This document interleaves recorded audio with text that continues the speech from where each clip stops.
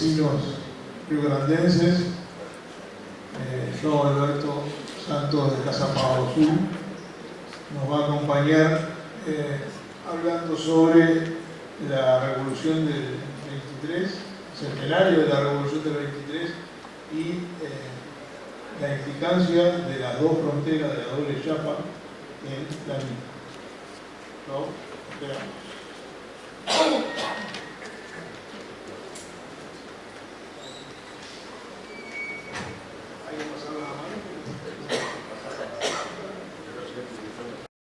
Buenas tardes, boa tarde. Antes de todo, felicitaciones a los organizadores. Vida larga a las jornadas regionales de Geohistoria y vida larga y suceso al grupo de estudios histórico-culturales, que espero que tengan. Bueno, como está destacado en la pantalla, el tema de esta breve exposición es doble chapa. Por doble chapa, entenda-se, en el caso brasileño, uruguayo y particularmente riograndense uruguayo. Doble chapa, entenda-se, mistura de elementos e personagens que casi sempre não é legal, institucional, nem firmada por ninguém, por nadie. Vamos recuperar, tratar de recuperar.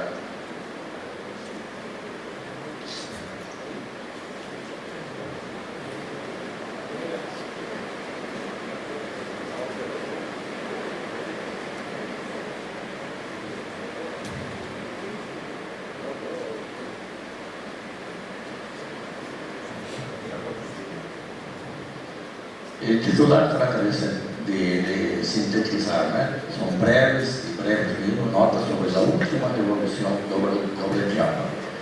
A revolução que está identificada, em 23, foi a terceira e a última guerra civil rio-grandense. A Revolução Farroupilha, 1835, a Revolução de 93 e aqui está na pantalla. Uma doble chapa, se for esse o caso, certamente de 93, com Aparicio, com Gomercindo e por aí vamos. A história rio-grandense é, em boa medida, como se fosse um espeto, né, de história uruguaia e de história de parte de Argentina. Carregamos uma memória de 100 anos, um siglo de guerras, de peleias entre guerras civis, quase isso, parecido com isso, quase como a Colômbia de las narrativas de García Márquez, né? Com sua família mundia, com heróis de 39 guerras civis, todas perdidas e por aí vamos, né? Cada um trata de escolher seus candidatos a coronel Buendía. Nós aqui, particularmente, vamos destacar dois personagens, claro, uruguaios de nascimento, que participaram em linha de frente desta terceira e última revolução doble chapa. Bueno, además de haber sido a revolução doble chapa, foi a primeira em que a presença da imagem em forma de fotografia ou de filme, película, teve força, foi uma marca forte. Na Revolução de 23, algo que não sabia particularmente, da Revolução de 23 resultou uma película, um filme, um documentário feito durante a Revolução, Guerra Civil, que se estendeu por quase um ano, e durante esse período todo o cineasta, um imigrante italiano, acompanhou as tropas e tratou de registrar o movimento das tropas e tudo mais. Bueno, como já antecipei, os personagens do Oblecap que marcaram a Guerra Civil de 23, e aí já começa a misturar propositalmente o português e logo adiante o portunhol da fronteira. Adão da Torre, é oriental, nascido em Ribeira, creio que sexta sessão, nascido coincidentemente, casualmente, em el año de la Revolução Farroupilha, 1835. E Adão da Torre se vai com esta condição de revolucionário, de peleador, enfim, até seu último dia. Se murió com 88 anos, exatamente nessa Revolução de 23. Num episódio muito associado ao segundo personagem, Nepomuceno Saravia, filho de Aparicio, neto de Don Chico Saravia, em episódio histórico de Santa Maria Chico, 15 de maio de 23, claro, por supuesto.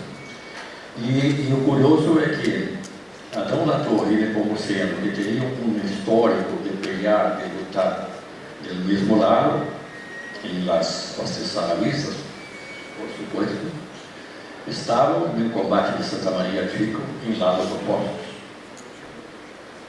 Nepomuceno fazendo parte do exército oficialista, legalista, os chamados chimangos, né? Oficialista do governo do Partido Republicano, e Adão da Torre como tenente-coronel do Exército Libertador, o Exército Revolucionário Rebelde, que tratava de derrubar o governo de Antônio Augusto Borges de Medeiros, o Antônio Chimango, como vamos sublinhar adiante, se o tempo permitir, que já ia para, creio que, quase 30 anos no poder. E tratava de vencer todos os comícios, né, com argumentos que iam desde o voto direto e verdadeiro, até o voto de duplicado, o voto de muerto, de desaparecido, de falecido há 50 anos e por aí vai.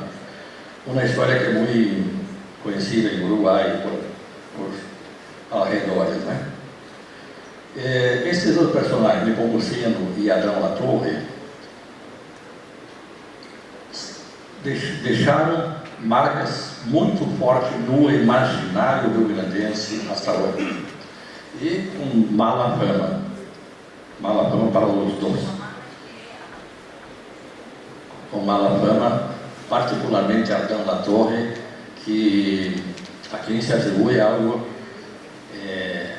absolutamente impossível de ser realizado, independente de que se queira julgá-lo como culpado ou não. Ou seja, degollar numa tarde 300 prisioneiros. Quem tem alguma experiência de vida vivida, de campo particularmente, sabe que não existe ser humano que faça isso. Tem vontade, é impossível fisicamente. E, bom, mas essa narrativa do degolador assassino de 300 indefesos prisioneiros ficou no imaginário popular. Para o imaginário rio-grandense, independente de ser uma pessoa letrada, com formação acadêmica, ou ser um cidadão comum, sem qualquer pretensão de entender a história, se ele sabe que existe Adão da Torre, ele vai associar a essa degola de 300 prisioneiros. Eu, particularmente, investiguei bastante, não só esse tema, mas todo o entorno, incluso tratando de percorrer toda a área de Rio Negro, Ilha Negra, onde teria acontecido isso. É absolutamente impossível, por todas as condições físicas de qualquer natureza, incluso a laguna em que teriam sido jogados os 300 prisioneiros, algo como isso aqui, não mais que isso, né? Bom, mas o que queria destacar é que Adão da Torre, personagem, de tão mala fama, é tema, pela primeira vez, de uma biografia, de um livro, que se pode ver com... Seguinte, parando com a terceira. Isso. Aí, pode ser. E uma biografia, digamos, que não é mais assim partidária, que não é parcial, que tenta apresentá-lo como um ser humano com suas contradições. O autor é um colega periodista, chamado Nilson Mariano. Recomendo o livro dele, que, repito, reitero, sublinho, é o melhor, é o primeiro que aparece com alguma, digamos, isenção, que nunca é absoluta, tratando de acelerar.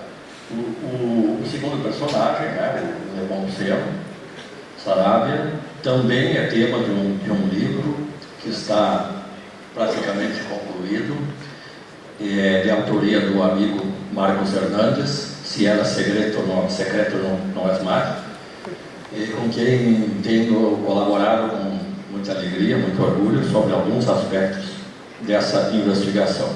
Logo estaremos também recomendando o livro de Marcos Hernandes. Alguns livros, além de Adão Latorre, sobre o tema, da Memórias da Revolução de 23. Nepomuceno Saravia em Dom Pedrito está identificado, Nepomuceno, Flores da Cunha, e deve ser ele irmão de Flores da Cunha. Flores da Cunha era o comandante dessa divisão, vamos chamar assim, e mais adelante governador e figura influente. Aí está a identificação, digamos, técnica da obra de colega Nilson Mariano. E chegamos ao ponto de por que a primeira revolução da imagem também. Aí se trata de imagem impressa, gráfica. Álbum dos Bandoleiros era um álbum como um álbum de figurita da Copa do Mundo, assim isso. E foi lançado a público algo como 30 dias após o final da Revolução, e isso com um sucesso estrondoso. Todo mundo tratava de colusionar e fazer quadro para a parede. Se disse que incluso os aniversários. Essa era a apresentação gráfica de algo de Los Bandoleiros, com destaque para Honório Lemes, que era uma espécie de estrela pop da Revolução. A tentativa de invasão, enfim, ou quase toma de Pelotas, já no final da guerra, foi um típico episódio em que se buscava valorizar a produção de focos e de tomadas de filme com pretensões e efeitos de propaganda para impressionar o resto do país e acelerar a guerra o fim da guerra com o resultado pretendido. Zeca Neto, no centro da cidade de Pelotas, está identificado, Lafayette também.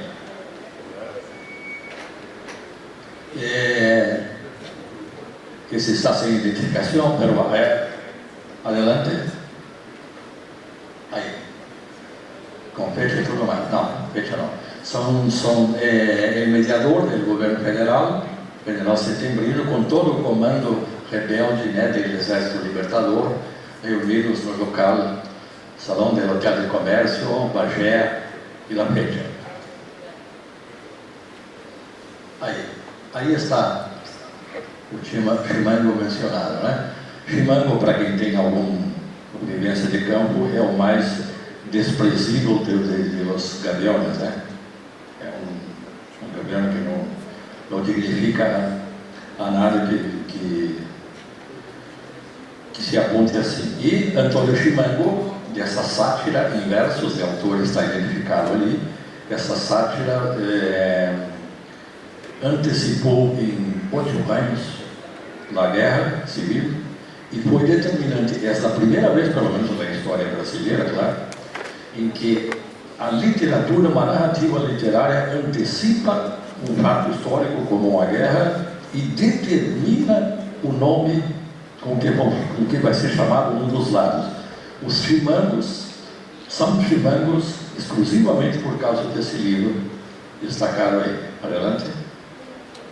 Bueno, e para encerrar, aí retomando a Adão La Torre, esta imagem é de está identificado, 1894, portanto não é de la Revolução do Brechapa, mas está o personagem supostamente Adão La Torre. Bueno, isto é um tema grave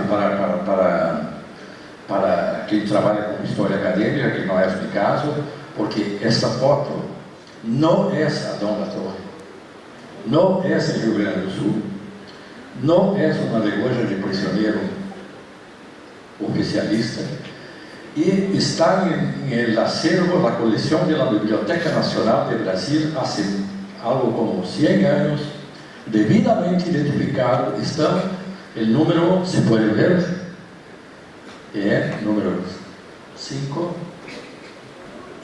O carrasco está devidamente identificado na foto, não é Adão La Torre.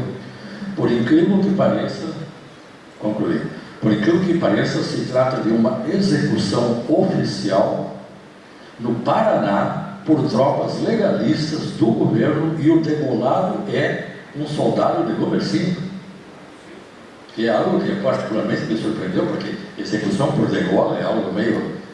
Bom, não sei se consegue ler o que está embaixo, né? Essa execução deu-se na cidade de Ponta Grossa, perto da estação, da estrada de ferro.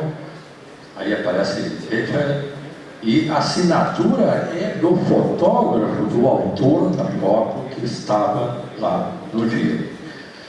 Graças a essa foto, em parte graças a essa foto, Adão La Torre, que não era nenhum santo realmente, devorou alguns, foram poucos, passou para a história com essa fama de ter executado essa façanha impossível de degolar 300 homens. E essa foto circula inclusive em universidades, academias, tapa de livros, como sendo Adão La Torre. Não essa. Nunca, não pode, né? Bueno, já se foi o tempo. Graças, obrigado. E até Tacuarembó, Ribeira,